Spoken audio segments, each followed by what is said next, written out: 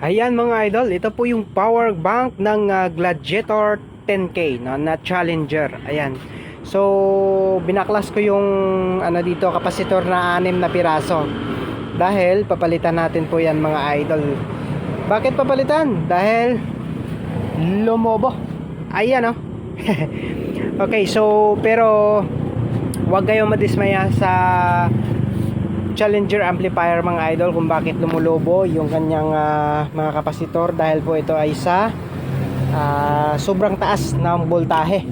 Ayan, so ito 22,000 microfarad 80 volts, papalitan natin ng 125 volts.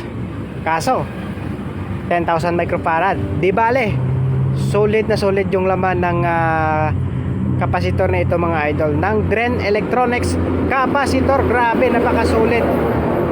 Ang bigat niya mga idol. Pero mga idol, nauso ngayon yung biyakan ng transformer. Bakit kaya hindi natin biyakin yung kapasitor? Para malaman natin kung yung nilalagay ng mga kapasitor ay good quality ba. Alright, so ito po yung Tongda na 80 volts 22,000 microfarad. So kung recall niyo yung last video natin, yung sumabog din na kapasitor ng Anchor Tank, so Tongda din po yung brand. So dito, pero kung i-compare natin dito sa Tongda na brand ng ginagamit ng Challenger, masasabi nating ito yung quality ng Tongda na kapasitor. Dahil malalaman natin sa bigat na meron talaga siyang laman. Ayan o, di tulad doon sa kulay blue. Ito napakita ko sa inyo ito. Ayan, so 100 volts to dito. Ang Tongda na to ay malalaman talaga natin na parang low quality siya.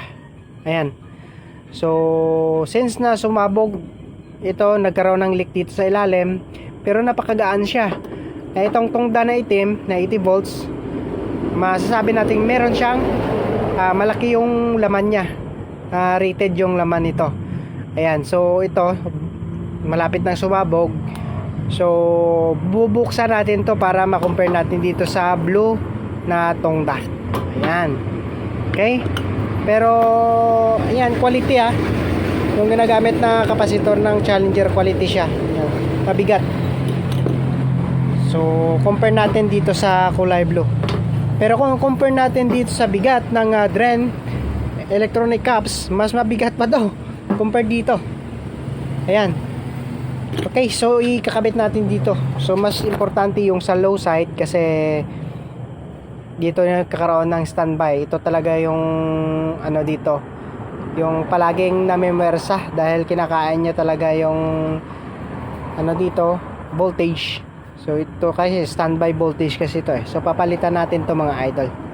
And so 6 na piraso yung ipapalit natin na Dren Electronic Capacitor. Ayan, stay tuned mga idol. Yan, so complete na po mga idol. Naikabit na natin yung 6 na piraso na Dren Electronic Caps. Ayan, so lalagyan na natin dito ng ng stick glue dito kasi umalog siya. Wala siyang support di tulad sa 80 volts na merong support na paa. Ayan mapapansin niyo 4 na piraso siya. So ito 2 piraso lang. So negative positive lang talaga yung paa nito. So wala siyang support. So kailangan lagyan natin dito ng ng stick glue para mas support siya, hindi siya maalog-alog. Kasi pag hindi niyo yan nilagyan, may tendency pag travel siya, so syempre umaalog. So minsan napuputol yung paa ng kapasitor. Ayan, so okay na. All set, lalagyan ko lang ng glue stick, tapos ibalik na natin dito sa case para pag sound check na tayo mga idol.